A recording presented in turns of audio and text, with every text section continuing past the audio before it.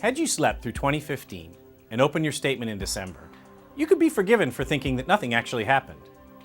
With the exception of the emerging markets, most capital markets around the world ended the year roughly where they started.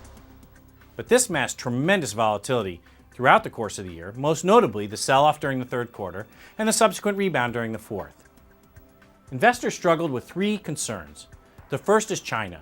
Would they be able to manage this transition from an industrial-based economy to one more rooted in consumption? And what impact was this going to have on their growth rate and their exchange rate?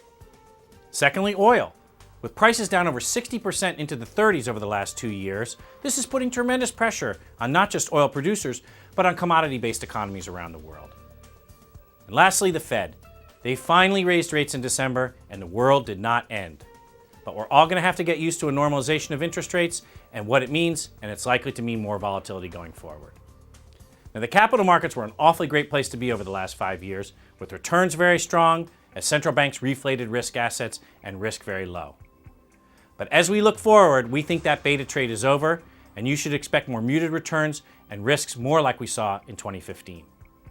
But that volatility caused credit spreads to widen out quite dramatically, creating more opportunities for our fixed income team to go out and find return.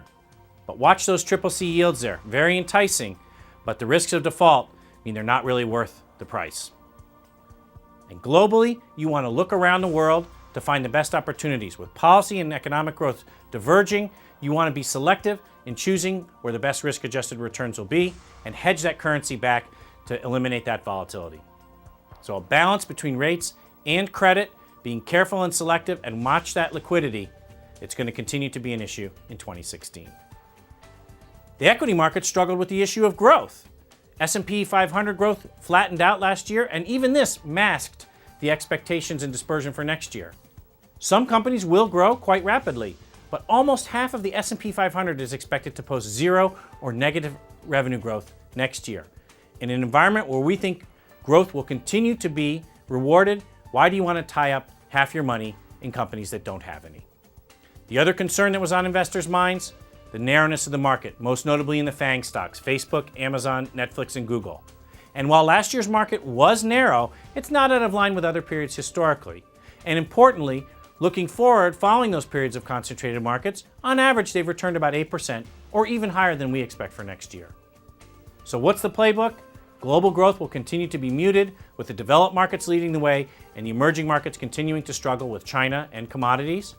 We think you want to look around the world to find those best opportunities, but be selective and careful and use an active approach to ensure the best risk-adjusted return. Thanks, and we'll see you next quarter.